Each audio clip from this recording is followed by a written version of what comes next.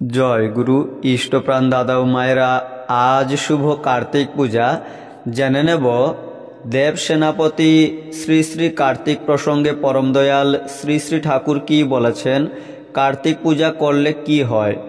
পরম দয়াল শ্রী শ্রী ঠাকুর বলেছেন, কার্তিক হলেন দেব সেনাপতি। মানুষের ভিতর শৌর্য বীর্য যাতে সঞ্জীবিত থাকে সেই উদ্দেশ্যেই কার্তিক পূজা। মায়েরাও কার্তিকের মতো সন্তান কামনা করে, যাতে কার্তিকের মতো সন্তান বীর ও সৌন্দর্যবান হয়। এইসব কল্যাণকর প্রথা বজায় রাখাই ভালো, ত্যাগ করা ভালো নয়। তবে সবটাকেই সার্থক করতে হয় ইষ্টার্থ সার্থকতায়। শ্রী শ্রী ঠাকুরের এই অমৃতময় কথাগুলি জেনে নিলাম। এবারে জেনে নেব আরও কিছু তথ্য। দেব সেনাপতি কার্তিক একজন সুদর্শন পৌরাণিক দেবতা। তিনি ভগবান শিব মা পার্বতীর পুত্র। 6 জন মাতৃকা দেবী কৃত্তিকা তাঁকে ধাত্রীরূপে স্তন্যপান করিয়েছিলেন বলে তার নাম হয় কার্তিকেয়। আমরা সংক্ষেপে বলি কার্তিক। তার ভাইয়ের নাম গণেশ। দেব সেনাপতি কার্তিক অত্যন্ত সুন্দর, সুঠাম দেহ এবং অসীম শক্তির অধিকারী।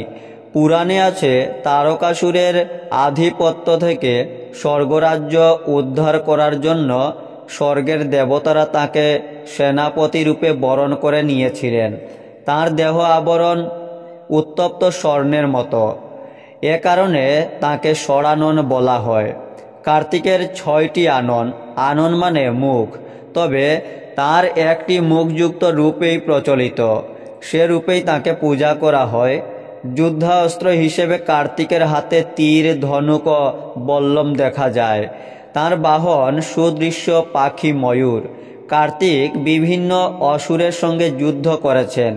এ সকল যুদ্ধে তিনি জয়লাভও করেছিলেন। পুরাণ অনুসারে তারকাসুরকে বধ করার জন্য কার্তিকের জন্ম হয়েছিল। তিনি বলির পুত্র বানাসুরকেও পরাজিত করেছিলেন। কার্তিকের অন্যান্য নাম স্কন্দ, মহাসেন, কুমার গুহ ইত্যাদি। স্কন্দ পুরাণ কার্তিককে নিয়ে রচনা করা হয়েছে।